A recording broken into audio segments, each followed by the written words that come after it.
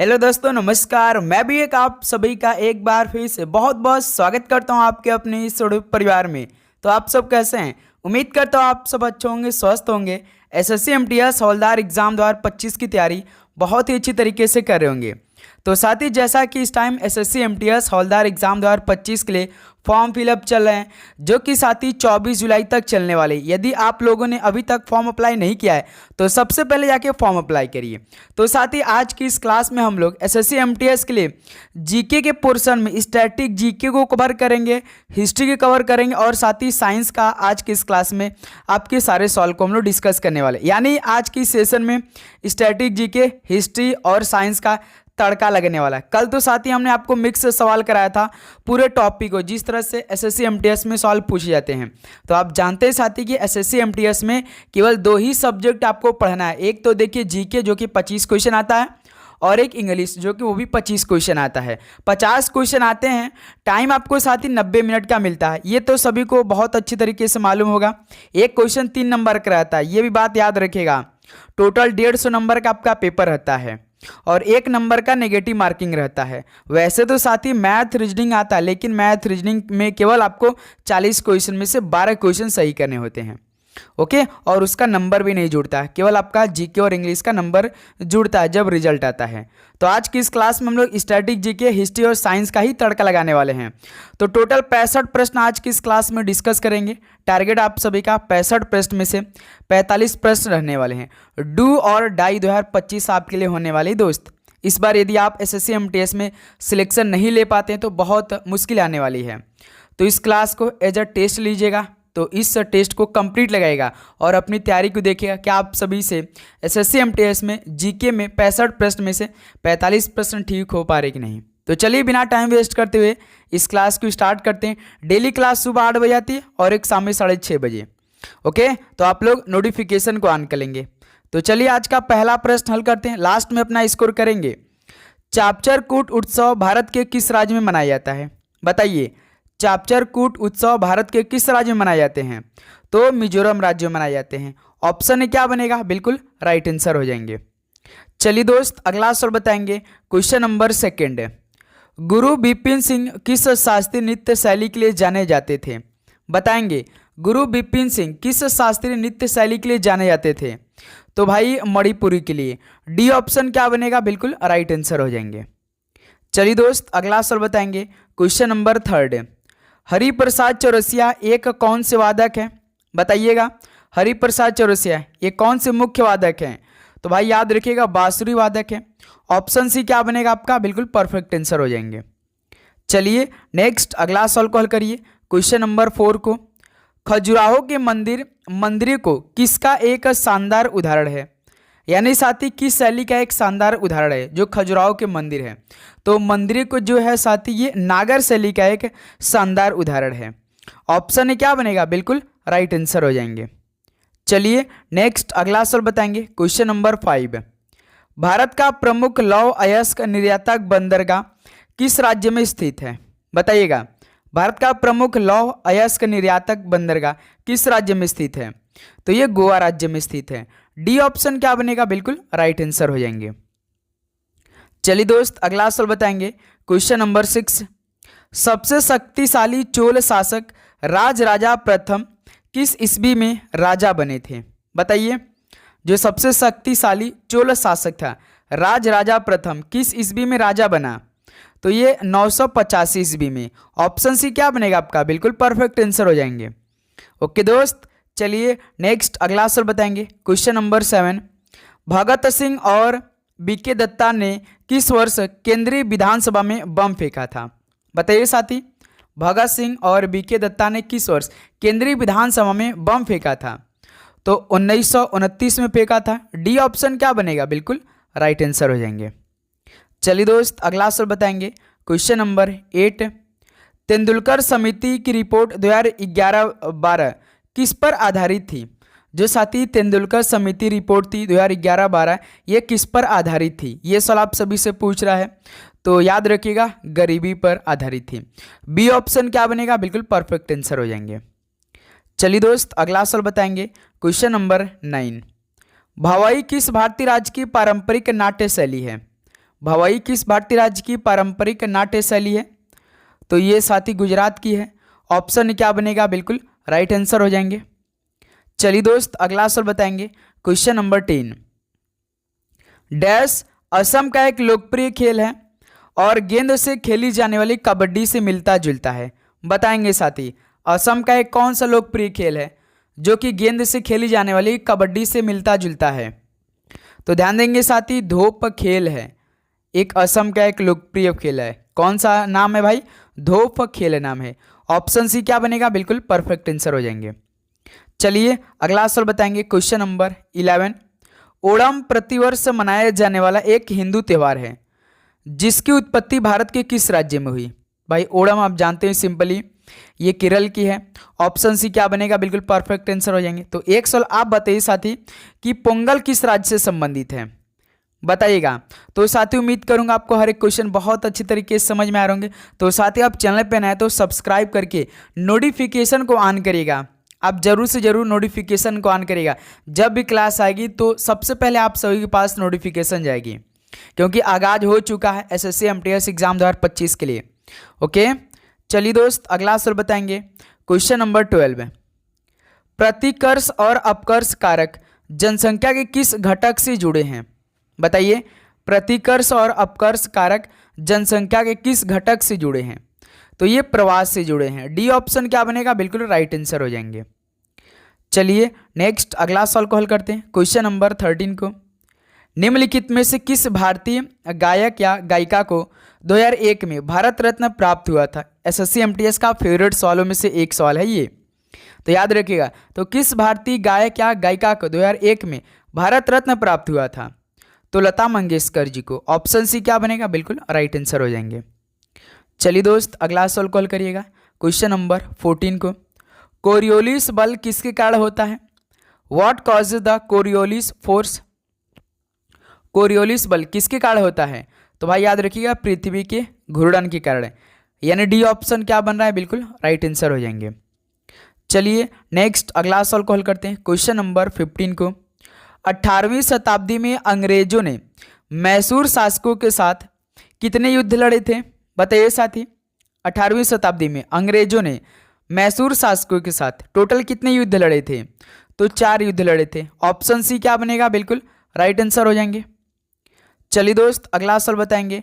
Question number 16।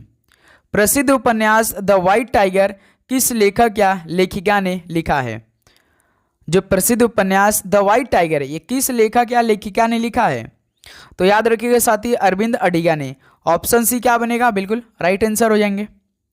चलिए दोस्त अगला सवाल बताएंगे। Question number 17। चंगेज खान के नेतृत्व में मंगोलों ने किस वर्ष उत्तर पूर्वी ईरान में ट्रांस ऑक्सियाना पर आक्रमण किया था? तो साथ ही देखिए हम आपको बिल्कुल भी इजी सवाल नहीं कराएंगे, जैसा कि आप इस समय देख रहे हैं सभी सर लोग कराएं कि एसएससी एमटीएस में ऐसा ही सवाल आएगा। बिल्कुल नहीं साथी, आप जानते हैं कि एसएससी एमटीएस में सिलेक्शन लेना है तो केवल जीके ही पढ़ना है और इंग्लिश पढ़ना है। आपका इंग्लिश में तो सारे टॉपिक क्लियर है कि इन्हीं सब्जेक्ट से क्वेश्चन पूछे जाते हैं और वैसा होता ही है कि उससे एक भी सिंगल क्वेश्चन बाहर नहीं आता जो आपका सिलेबस जारी हुआ है। ओके लेकिन साथ ही जीके में इजी सवाल आपको बिल्कुल भी नहीं मिलने वाले हैं, ये तो हम पहले आपको बता दे रहे हैं, लगभग 2-2.5 महीने पहले क्लियर कर दे रहे हैं। कुछ स्टूडेंट होते हैं, कुछ क्या सभी स्टूडेंट होते हैं जो इजी सवाल कराते हैं सर लोग, वो पढ़ते हैं उनको बड़ा मजा आता है, लेकिन साथ ही आपको थोड़े से हाई लेवल के सवाल पढ़ने की ज़रूरत है मेरे दोस्त, क्योंकि इजी सवाल तो देखिए आएगा तो आप आराम से कर ले जाएंगे, लेकिन जो वो सवाल आपको पढ़ना है जो कि एमटीएस में पूछे जाते हैं भाई। ओके तो ऐसे सवाल पूछे जाते हैं, आप चेक कर सकते हैं। ओके तो चंगेज खान के नेतृत्व में मंगोलों ने किस वर्ष उत्तर पूर्वी ईरान में ट्रांस ऑक्सियाना पर आक्रमण किया था? तो 1219 में। डी ऑप्शन क्या बनेगा? बिल्कुल राइट आंसर हो जाएंगे।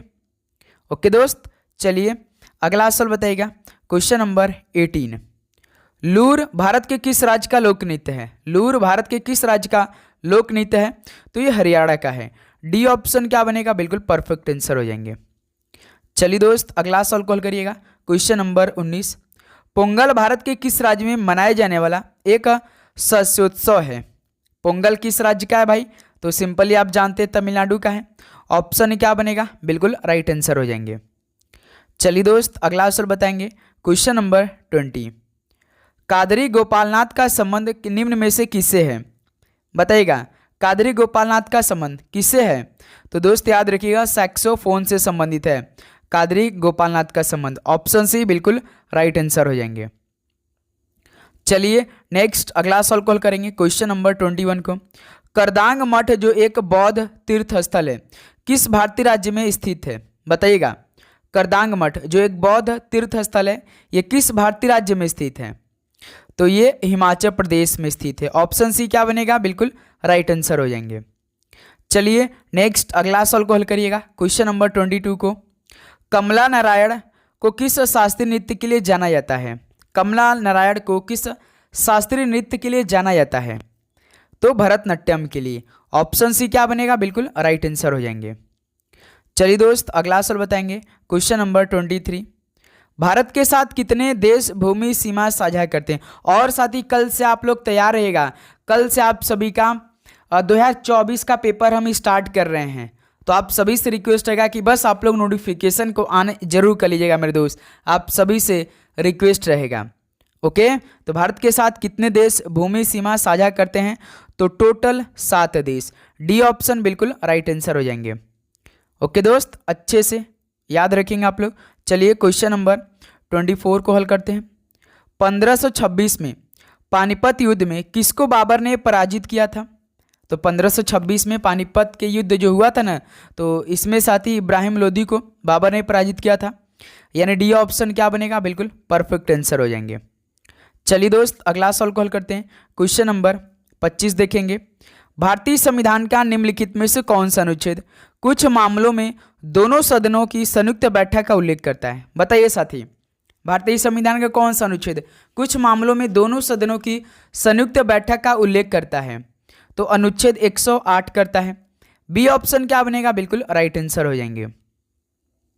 चलिए अगला सवाल को हल करते हैं, क्वेश्चन नंबर 26 को। कांग्रेस का विभाजन किस वर्ष में हुआ था? कांग्रेस का विभाजन किस वर्ष में हुआ था? तो मेरे दोस्त याद रखिएगा 1907 में हुआ था। ऑप्शन सी क्या बनेगा? बिल्कुल राइट आंसर हो जाएंगे। ओके, चलिए नेक्स्ट अगला सवाल बताएंगे, क्वेश्चन नंबर 27। भारतीय राष्ट्रीय कांग्रेस की स्थापना किस वर्ष में हुई थी? सिंपल सवाल है भाई ये, तो 1885 में हुई थी भारतीय राष्ट्रीय कांग्रेस की स्थापना। ऑप्शन सी क्या बनेगा? बिल्कुल राइट आंसर हो जाएंगे। चलिए दोस्त अगला सवाल बताएंगे, क्वेश्चन नंबर 28 है। स्पाइरोगाइरा पादप जगत के किस समूह से संबंधित है? स्पाइरोगाइरा पादप जगत के किस समूह से संबंधित है? तो ये थैलोफाइटा से संबंधित है। ऑप्शन सी क्या बनेगा? बिल्कुल राइट आंसर हो जाएंगे। ओके, चलिए नेक्स्ट अगला सवाल को हल करते हैं, क्वेश्चन नंबर 29। क्रोमियम का परमाणु क्रमांक कितना होता है? What is atomic number of chromium? बताइए साथी, क्रोमियम का परमाणु क्रमांक कितना होता है? तो भाई याद रखिएगा 24 होता है। ऑप्शन बी क्या बनेगा आपका? बिल्कुल परफेक्ट आंसर हो जाएंगे। चलिए अगला सवाल को हल करते हैं, क्वेश्चन नंबर 30। मुगल बादशाह औरंगजेब की मृत्यु किस वर्ष में हुई थी? मुगल बादशाह औरंगजेब की मृत्यु किस वर्ष में हुई थी? तो साथ ही याद रखिएगा 1707 में हुई थी। ऑप्शन क्या बनेगा आपका? बिल्कुल परफेक्ट आंसर हो जाएंगे। ओके, चलिए दोस्त अगला सवाल कॉल करिए, question number 31। Roads to Mussoorie पुस्तक लेखक कौन है? बताइए साथी, रोड्स टू मसूरी पुस्तक लेखक कौन है? तो याद रखिएगा रस्किन बॉन्ड है। डी ऑप्शन परफेक्ट आंसर हो जाएंगे। एक सवाल तो पक्का पुस्तक से आएगा आपके पेपर में। ओके, चलिए दोस्त अगला सवाल कॉल करते हैं, क्वेश्चन नंबर 32। कालबेलिया नृत्य शैली निम्नलिखित में से किस राज्य से संबंधित है? कालबेलिया नृत्य शैली किस राज्य से संबंधित है? तो भाई याद रखिएगा ये राजस्थान से संबंधित है। ऑप्शन क्या बनेगा? बिल्कुल राइट आंसर हो जाएंगे। चलिए नेक्स्ट अगला सवाल को हल करिए, क्वेश्चन नंबर 33। रवि कीर्ति किस चालुक्य शासक के दरबारी कवि थे? बताइएगा, रवि कीर्ति किस चालुक्य शासक के दरबारी कवि थे? तो मेरे दोस्त याद रखिएगा पुलकेशिन द्वितीय की। ऑप्शन सी क्या बनेगा? बिल्कुल राइट आंसर हो जाएंगे। चलिए अगला सवाल को हल करिए, क्वेश्चन नंबर 34 को। 2011 की जनगणना के अनुसार निम्नलिखित में से भारत की सबसे अधिक बोली जाने वाली भाषा कौन सी है? बताइए साथी, 2011 की जनगणना के अनुसार भारत की सबसे अधिक बोली जाने वाली भाषा कौन सी है? तो सिंपली हिंदी है। ऑप्शन बी क्या बनेगा? बिल्कुल राइट आंसर हो जाएंगे। चलिए दोस्त अगला सवाल कॉल करते हैं, क्वेश्चन नंबर 35। राधा श्रीधर को भारत के किस शास्त्रीय नृत्य में उत्कृष्ट योगदान के लिए वर्ष 2018 का संगीत नाटक अकादमी पुरस्कार मिला? ये भी साथ ही इंपॉर्टेंस वाले एग्जाम की दृष्टि से, क्योंकि एसएससी एमटीएस के यदि आप पिछले 2 से 3 साल का पेपर उठा कर देखेंगे तो हर शिफ्ट में आपको ऐसा सवाल मिलेगा। ओके, राधा श्रीधर को भारत के किस शास्त्रीय नृत्य में उत्कृष्ट योगदान के लिए वर्ष 2018 का संगीत नाटक अकादमी पुरस्कार मिला? तो भरतनाट्यम के लिए। ऑप्शन ए बिल्कुल राइट आंसर हो जाएंगे। चलिए दोस्त, अगला सवाल कॉल करते हैं। क्वेश्चन नंबर 36 को, भारतीय संविधान के किस अनुच्छेद में कहा गया है कि किसी भी व्यक्ति को एक ही अपराध के लिए एक बार से ज़्यादा सजा नहीं मिलेगी? तो भारतीय संविधान के किस अनुच्छेद में ऐसा कहा गया है कि किसी भी व्यक्ति को एक ही अपराध के लिए एक बार से ज़्यादा सजा नहीं मिलेगी? तो किस अनुच्छेद में कहा गया है? तो अनुच्छेद 20 में। ऑप्शन सी क्या बनेगा? बिल्कुल राइट आंसर हो जाएंगे। चलिए मेरे दोस्त, अगला सवाल कॉल करिए। क्वेश्चन नंबर 37 डैश, भारत में स्थल से गिरा सबसे गहरा और अच्छी तरह से संरक्षित बंदरगाह कौन से है? यानी साथी ऐसा कौन सा बंदरगाह जो कि भारत में स्थल से गिरा सबसे गहरा और अच्छी तरह से बिल्कुल संरक्षित बंदरगाह है? तो वो विशाखापट्टनम बंदरगाह है। डी ऑप्शन क्या बनेगा? बिल्कुल राइट आंसर हो जाएंगे। ओके, चलिए दोस्त, अगला सवाल कॉल करिए। क्वेश्चन नंबर 38 को, 2011 की जनगणना के अनुसार भारत के निम्नलिखित में से किस राज्य का लिंगानुपात सबसे अधिक के क्रम में दूसरे स्थान पर था? बताइए साथी, 2011 की जनगणना के अनुसार भारत के किस राज्य का लिंगानुपात सबसे अधिक के क्रम से दूसरे स्थान पर था? तो भाई याद रखिएगा, पुद्दुचेरी का। ऑप्शन क्या बनेगा यहाँ से? आप सभी का बिल्कुल राइट आंसर हो जाएंगे। चलिए अगला सवाल कॉल करिए। क्वेश्चन नंबर 39, दक्कन का पठार निम्नलिखित में से किस नदी के दक्षिण में स्थित है? दक्कन का पठार किस नदी के दक्षिण में स्थित है? तो भाई नर्मदा नदी। ऑप्शन बी क्या बनेगा? बिल्कुल राइट आंसर हो जाएंगे। चलिए अगला सवाल कॉल करिए। क्वेश्चन नंबर 40 को, हॉकी के खेल में मैदान पर कितने खिलाड़ी टीम में सम्मिलित होते हैं? तो आप जानते हैं साथी, हॉकी खेल में मैदान पर टोटल 11 प्लेयर होते हैं। क्रिकेट में भी 11 प्लेयर होते हैं। ऑप्शन सी क्या बनेगा? बिल्कुल राइट आंसर हो जाएंगे। चलिए मेरे दोस्त, अगला सवाल कॉल करिए। क्वेश्चन नंबर 41 को, याओसांग उत्सव भारत के किस राज्य में मनाया जाता है? बताइएगा, in which state of India is Yaoshang festival celebrated? तो ये साथी याओसांग उत्सव तो मणिपुर में मनाया जाता है। ऑप्शन बी क्या बनेगा? बिल्कुल राइट आंसर हो जाएंगे। ओके, चलिए दोस्त, अगला सवाल कॉल करिए।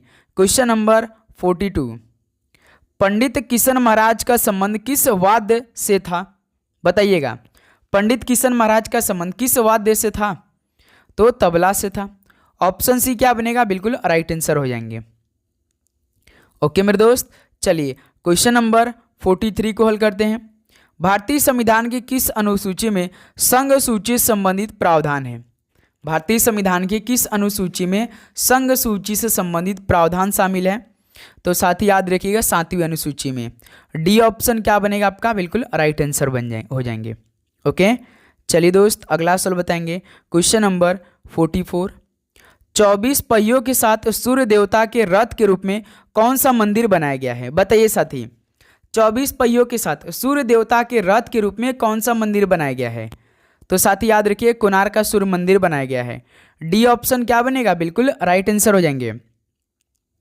चलिए अगला सवाल को हल करते हैं। क्वेश्चन नंबर 45 को, भारतीय रेलवे रेल कोच फैक्ट्री किस शहर में स्थित है? बताइएगा, जो भारतीय रेलवे रेल कोच फैक्ट्री है ये किस शहर में स्थित है? तो मेरे दोस्त याद रखिए, कपूरथला में स्थित है। डी ऑप्शन क्या बनेगा? बिल्कुल राइट आंसर हो जाएंगे।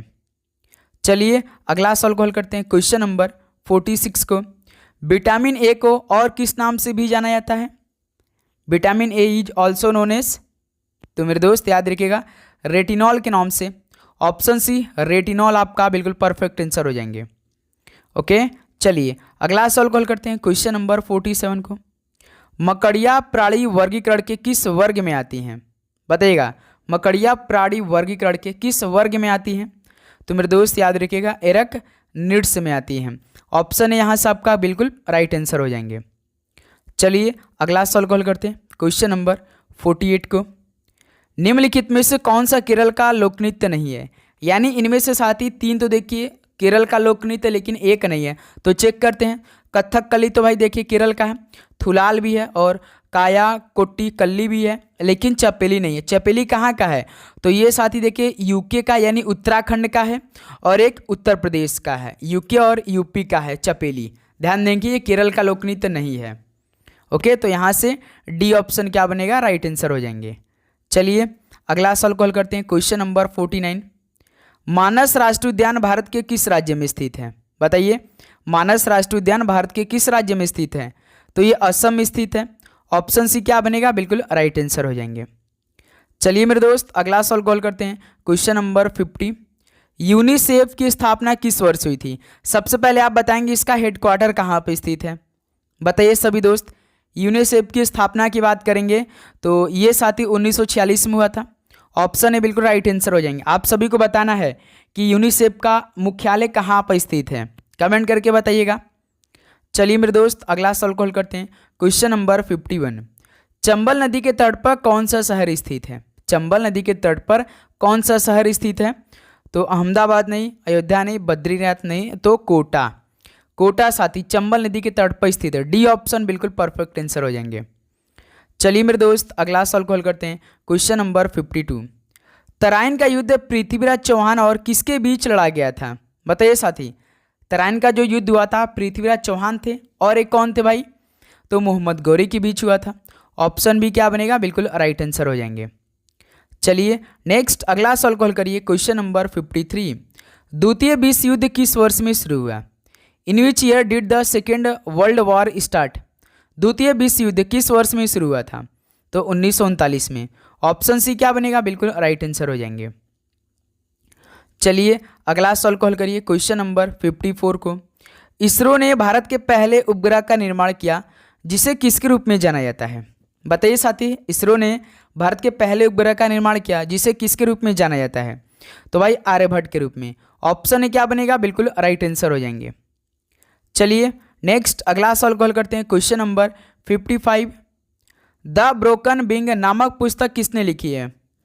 Who has written the book the broken wing? The broken wing नामक पुस्तक किसने लिखी है? तो मेरे दोस्त सरोजनी नायडू जी ने। ऑप्शन सी यहाँ से आपका बिल्कुल परफेक्ट आंसर हो जाएंगे।